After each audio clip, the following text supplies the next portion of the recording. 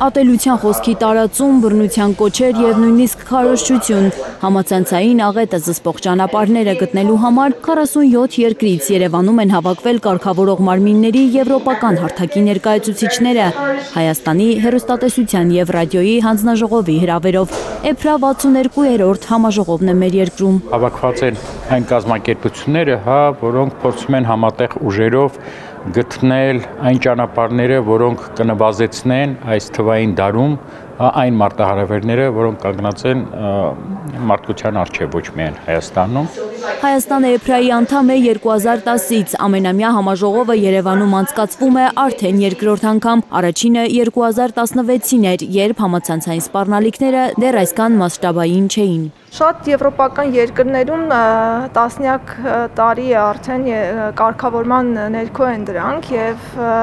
այնտեղ չկարգավորումները պարզապես առաջացնում են խնդիրներ, ինչպիսիք են ատելության խոսքի տարածումը, բռնության կոչերը, օրենքի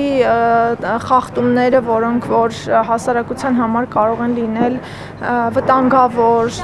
Հատկապես անչափահասների համար կարող է աղետալի լինել համացանցում տարածվող բռնության քարոզչությունն ու ատելության խոսքը։ Աշխարհի առաջատար մասնագետները Երևանում քննարկում են ինչպես պաշտպանել հասարակությանը վտանգավոր ապատեղեկատվությունից, չսահմանափակելով խոսքի ազատությունը։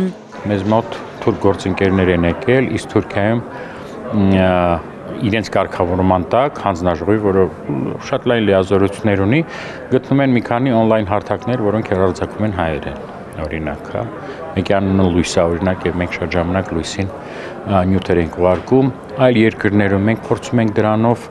նվազեցնել հակահայկական բովանդակությունը համացանցում։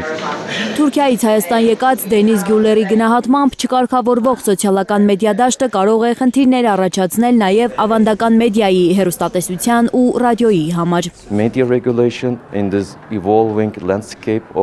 Մեդիայի ոլորտում տեղի ունեցող փոփոխությունները շատ դինամիկ են և ապատեղեկատվությունը լուրջ մարտահրավեր է։ Հեռուստատեսությունը և ռադիոն դեռևս պահպանել են իրենց ուժը, բայց պետք է ամրապնդենք դրանց հնարավորությունները, խթանենք հեռարձակումները սոցիալական մեդիայի մրցակցության պայմաններում։ Էփրայի համաժողովները նպաստում են ժողովրդավարական արժեքների, խոսքի ազատության և մեդիա բազմազանության ամրապնդմանը, վստահեցնում են համաժողովի մասնակիցները։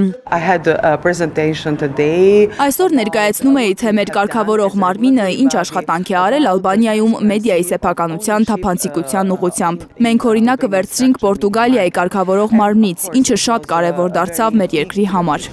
Համաժողովը կարևոր է մասնակից բոլոր երկրների համար, համոզված է Տիգրան Հակոբյանը։ Երևանյան այս քննարկումները հիմք կդառնան նոր առաջարկների, օրենսդրական փոփոխությունների և թվային դարաշրջանում կարգավորման նոր մեխանիզմների մշակման համար։ Աննա Գյուլնազարյան, Արմեն Ապրեսյան, Հայլուրի համար։